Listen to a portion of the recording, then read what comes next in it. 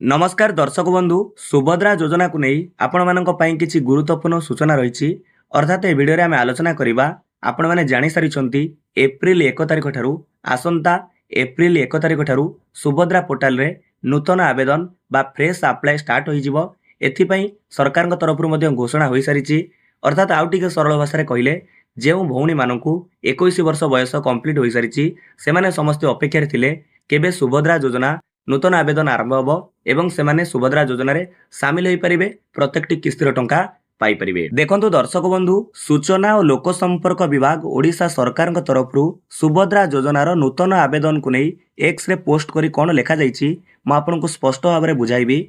एठारे देखंतु प्रथमे कोन लेखा जाईची ना आसंता 1 एप्रिल 2026 रु 30 एप्रिल 2026 पर्यंत सुभद्रा योजना रे नूतन आवेदन ग्रहण करा जिवो। योग्य हिताधिकारी माने सुभद्रा पोर्टाल माध्यम आवेदन करें।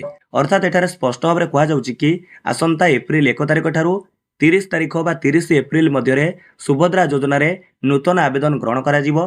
फ्रेश अप्लाई आरंभ होई जिवो। आपण माने निकटस्थ जनसेवा केंद्र बा कॉमन सर्विस सेंटर किंबा आम सेवा केंद्र जोटा पूर्व मो सेवा केंद्र थिला एटा को जे आवेदन करि परिबे। म आपनको निश्चित भाव में आगु कहबी आवेदन प्रक्रिया कोन रहिछि।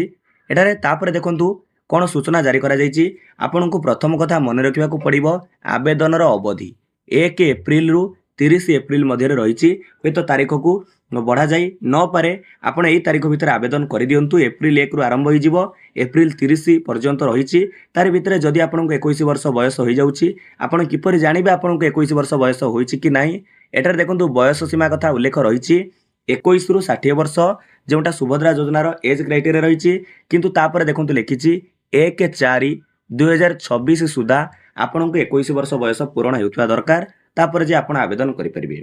यापर आपण देखंतु आर्थिक सहायता विषय लिखा जाइछि।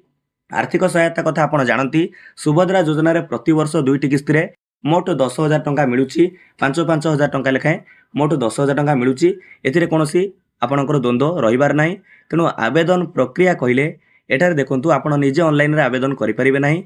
आ प्रथम कथा आपन को जणाई देबी जेउटा आपन मन रे द्वंद्व रही पूर्वर जो माने सुभद्रा योजना रे सामिल होइतिले गोटे किंबा दुईटी किस्तर टंका पाइछंती तापरे तांकर फॉर्म को प्रत्याख्यान करा जायछि रिजेक्ट करा जायछि सेमाने भाबुछंती आमे तो यार सुजोग नै परिबु आमे नुवा पुणी आउथरे आवेदन करि परिबु। यार उत्तर हेउछि ना। एटा देखंतु ए जो आवेदन प्रक्रिया रहिबो केवल नूतन आवेदक माने नूतन आवेदक कहिले जो माने पूर्वर सुभद्रा योजना रे सामिल होई नांती तांको एबे 21 वर्ष बयस हेउछि बा के माने पूर्व आवेदन करि नथिले जमा आवेदन करि नथिले सेही माने ही आवेदन करि परिबे। केवल फ्रेश अप्लाई चलिबो 1 एप्रिल रु 30 एप्रिल तापरे सीएससी और आम सेवा केंद्र बा एएसके माध्यम रे पंजीकरण आपण माने करि परिबे। आपणकर घर पाखरे थिबा निकटस्थ जनसेवा केंद्र हो किंबा आम सेवा केंद्र एटा को जे आपण आवेदन करि परिबे। आम सेवा केंद्र कहले जोटा पूर्व मो सेवा केंद्र थिला तापरे फॉर्म अंगनवाड़ी केंद्र और सीडीपीओ कार्यालय रे निःशुल्क उपलब्ध रहिबो।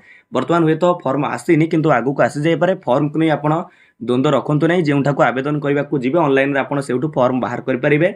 नूतन फॉर्म तांको पाखरे अवेलेबल रहिछि बा तांको पाखरे अछि। तेणु ये गवर्नमेंट तरफ बा गवर्नमेंट तरफ सूचना जारी करा जायतिला लोक संपर्क सूचना और लोक संपर्क विभाग तरफ एटारे आपण मानकू मन रखिया को पड़िबो 1 एप्रिल रु 30 एप्रिल यार शेष तारीख जदि तारि भितरे आपणकर 21 वर्ष बयस हेउछि 1/4/2026 सुधा निश्चित भाव में आपण आवेदन करंतु एवं जो आर्थिक सहायता दुईटी किस्ती रे मिलुछि मोट 10,000 टंका तार सुजोग नियंतु। सुभद्रा योजना निश्चित भाव में ओडिशा सरकार द्वारा लागू करा जायछि 21 वर्ष बयस कंप्लीशन हेउछि तो आपण माने आवेदन करि परिबे। निहाती भाव में आगु आमे जानिबा जदि नूतन आवेदन रे कोनोसी परिवर्तन करा जायथाय चेंजेस थाए निहाती भाव में मु आपनको जणाइबी आ गोटे वीडियो करी जणाइबी। विदाय दियंतु। नमस्कार।